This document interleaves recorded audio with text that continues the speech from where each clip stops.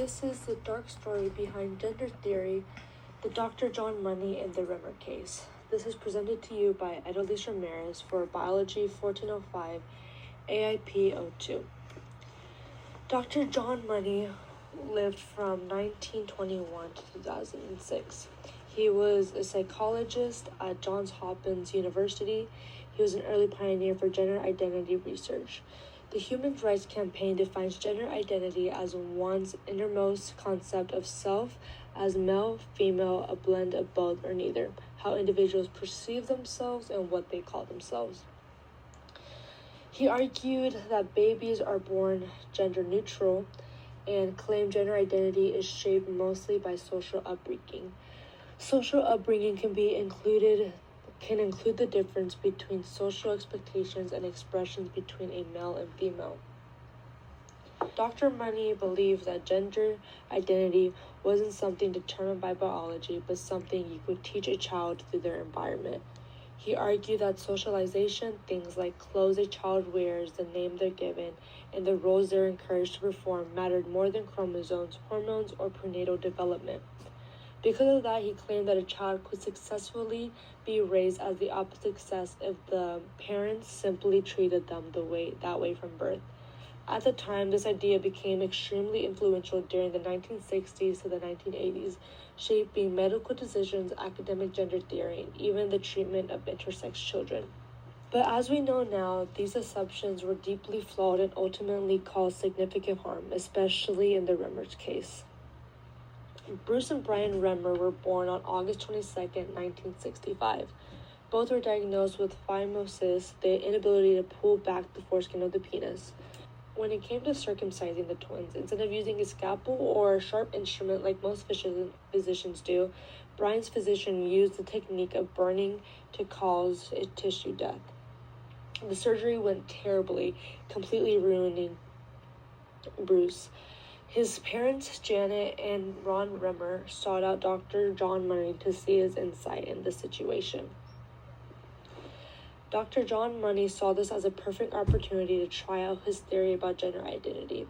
He insisted on giving Bruce a sexual reassessment surgery. Dr. Money told the parents to raise Bruce as a girl, and they changed his name to Brenda. After constructing a vulva and a vaginal canal, his parents raised Bruce as a female and were sworn to secrecy not to tell Brenda and her twin. He received estrogen during adolescence to prevent the development of breast. After the reassessment, Dr. Money publicly claimed that the case was a complete success. He reported that the child was thriving as a girl, and he used this to argue that gender is something learned through upbringing, not something rooted in biology. To the scientific community, he presented the case as a solid proof that his theory was correct. These reports were published in medical journals and widely accepted, which gave his ideas even more influence. In reality, none of it was true. Behind the scenes, the reassessment was failing, the child was showing clear signs of distress, and the reality was the exact opposite of what Money was telling the world. Rimmer claimed that he experienced severe gender dysphoria growing up, was bullied for being too masculine, and always felt as if he were a boy. He did not identify as a girl and resented Money's visits for treatment. During the twins' annual appointments, Dr. Money would direct the twins to inspect one another's genitals and engage in behavior resembling sexual intercourse. Money at times would photograph these acts as well. This all led to depression and attempts at suicide for Brenda. His published claims were misleading and they hid the harm of what was actually happening. When we look at this case through an ethical lens, there are several major concerns. First, there was no informed consent. The child was never told the truth about their biological sex or the experiment being performed on them. That removed their ability to understand, choose, or process what was happening, which is fundamental violation of human rights. Second, both twins were subjected to psychological pressure. They were pushed to behave in ways that fit Money's theory rather than being allowed to express who they were naturally. Their discomfort and resistance were ignored.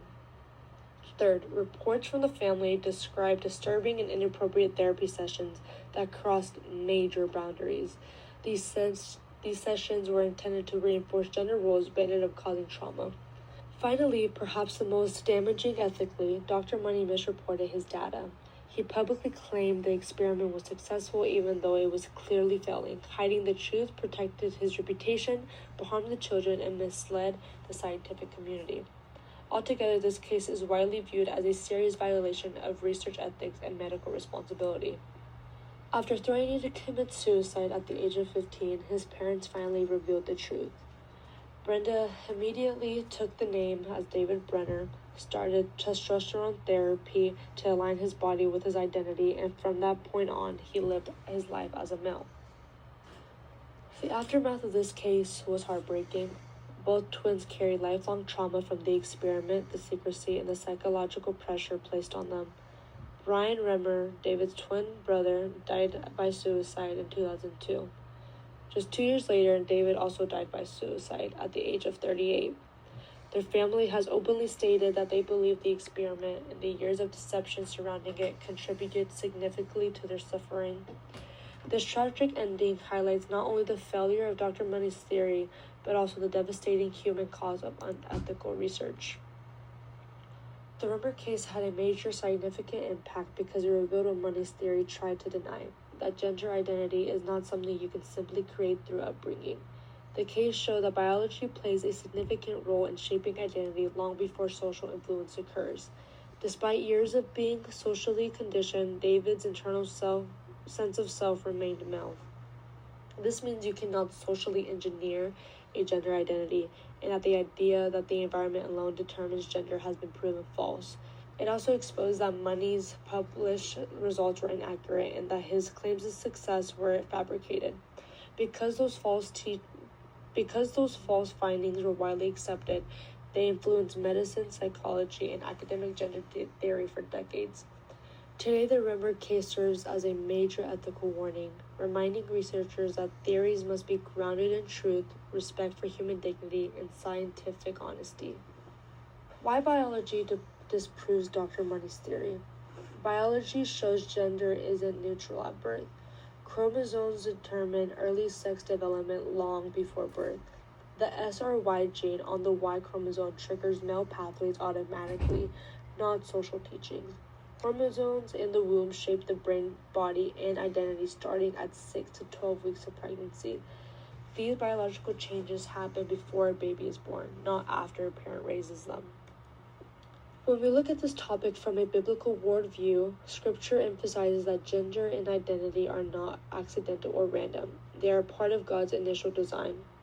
In Genesis 1:27 we read, "So God created man in his own image. Male and female he created them." This verse highlights that humanity was created with distinction and purpose, and that biological sex is part of how we reflect God's image. Psalms 139:13-14 takes us even deeper. It reminds us that God forms identity before birth. "For it was you who created my inward parts. You knit me together in my mother's womb." This suggests that who we are, including our body and identity, is deliberately crafted, not something humans are meant to rewrite. And finally, 1 Corinthians 14:33 tells us, God is not a God of disorder, but of peace. From this perspective, confusion or attempts to alter what God has made are seen not as freedom, but as moving away from the order and peace he intended. So in a Christian worldview, gender is something God designs, not something we construct. And when that design is disrupted by human intervention, it often brings harm rather than healing. The key lessons from this case is first, biology plays a real role in gender identity. No amount of social training could override David's biological reality or sense of self, which directly contradicts Money's theory. Second, research must be ethical and transparent. When scientists hide or distort the truth, it doesn't just affect data, it harms people. Third, this case reminds us that children cannot consent to extreme interventions. They deserve protection, honesty, and dignity, not experimentation. Finally, we see that misreported data can cause harm for generations. Money's false claims shaped medical practices and academic thinking for decades, influencing real families and real children. Because of all this, the Remmer's case remains one of the most tragic examples of unethical psychology, and it serves as a powerful reminder of why truth, integrity, and respect for human life matters in science.